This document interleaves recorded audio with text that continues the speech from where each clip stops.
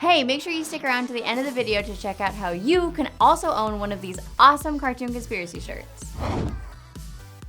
When you think about the golden age of animation, Looney Tunes has to be up on that list. From Bugs Bunny to Daffy Duck to every child's spirit animal, the Tasmanian Devil. It was a reason to get up early every Saturday morning. If you spent your childhood glued to those cartoons, you might have just noticed how often the ACME Corporation comes up in different episodes. In fact, the fictional company appeared in almost every single Roadrunner and Wile E Coyote cartoon. It supplied Wile E with a wide variety of malfunctioning products that always resulted in injury, and, without fail, would always destroy the hopes and dreams of murdering that elusive Roadrunner. How did the Roadrunner always manage to stay one step ahead of Wile E? There's no way that's just luck, right? Statistically speaking, Wile E should have succeeded in killing the Roadrunner at least a couple times, unless the Roadrunner knew something that Wile E didn't, like that all of the ACME products would fail, and exactly how they would fail. Only someone with inside access would know all of that stuff. Someone with enough corporate power to approve the design of so many poorly made products. Products specifically made to thwart the murder attempts of one obsessive coyote with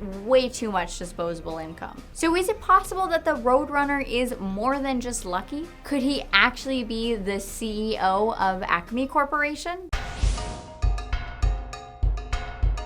This theory found on Reddit begs this question. What if the Roadrunner was actually behind the manufacturing and distribution of all of ACME's malfunctioning murder weapons? Was he just exploiting Wile E's homicidal tendencies for financial gain? First, let's dive into the ever so exciting world of corporate hierarchy. The Chief Executive Officer, or CEO, is the highest ranking executive manager position in a company or organization. The CEO is responsible for the overall success of an entire corporation and has the ultimate authority. While some CEOs might be focused on expansion, customer retention, and acquisition, others could be dedicated to sabotaging animal-on-animal homicide in a ludicrously hands-on way. So if Roadrunner is the CEO of ACME, his position would allow him to pass on all of the faulty or untested products to Wile E Coyote, thereby sabotaging his plan before he even puts it into action.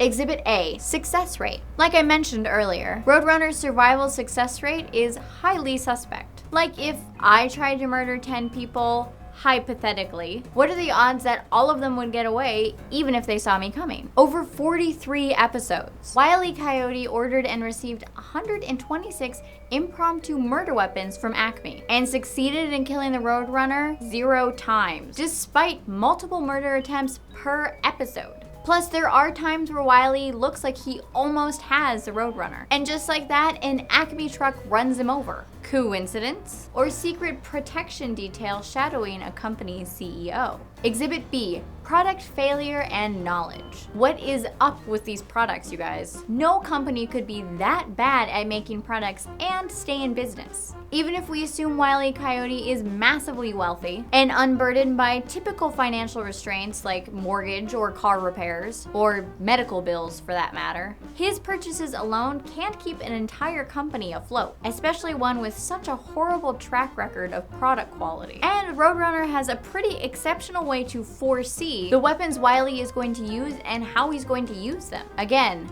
how? Exhibit C, Easter eggs. The smoking gun for everyone who believes this conspiracy is real. In the cartoon, ACME is eventually revealed as being a wholly owned subsidiary of Roadrunner Corporation. And there's one episode that actually shows the Roadrunner sitting at an ACME CEO's desk, which of course indicates that he was in charge of the company's products all along. As for why the Roadrunner was so dedicated to manufacturing faulty products that injured and maimed his customers is still a mystery. I mean, wouldn't it be more profitable in the long run to just make products that, I don't know, work? Though what ACME lacks in product reliability, it makes up for in customer service. Their mail order delivery service is second to none. Wile E simply drops an order into a mailbox and it's in his hands in like seconds. Let's see Amazon do that. So what do you think? Is it possible that the Roadrunner is more than just lucky? Could he actually be the CEO of ACME Corporation? While I suspect that the Roadrunner fits somewhere in the Acme Corporation, I doubt he's the CEO. Still, it's hard to deny that he's somehow affiliated with this corporation. I think it's more likely that the Roadrunner works in the sales department. It would explain why he spends so much time focusing on just one client. Or he could be the head of their products testing team. It seems impossible that a company could stay in business with so many faulty products on the market, unless those products aren't really on the market. Roadrunner could just be letting Wile E think that so he could test the products without liability. That type of out-of-the-box thinking could score Roadrunner a promotion, don't you think? So sales or product testing seem pretty likely, but CEO? I'm not sure I buy it. What successful CEO would be that invested in one customer and always out of the office and risk that many personal injury lawsuits? Though I gotta add, Wile E Coyote raises some serious red flags too. The fastest recorded speed for an actual great Roadrunner is 26 miles per hour. Coyotes have a top speed of 40 miles per hour. Wile E is probably totally up to something too. So on the plausibility meter, I'm giving this Acme conspiracy 2 rocket-powered skates out of 5. Thank you guys so much for watching this episode of Cartoon Conspiracy. In the comments, let me know what you thought of this conspiracy and if you agree or disagree with how I rated it. Subscribe to channel Frederator, and I'll see you guys next week. Hey guys, I just wanted to interrupt the video to tell you that we have awesome new Cartoon Conspiracy t-shirts, and you too can have one. We're selling them at our store on Stash Riot. Check the description for more info. One of the many fun things about Disney movies, besides of course the fact that they're Disney movies, is seeing how they interpret existing stories. A decent percentage of Disney's film catalog is based off of existing novels, fables, and mythology. These movies have been carefully crafted to honor tales as old as time, while providing a uniquely Disney vision to the end result. Sometimes, the most successful films take inspiration from well-loved stories, while placing it in a completely new skin. Like, remember when Disney made Shakespeare's Hamlet?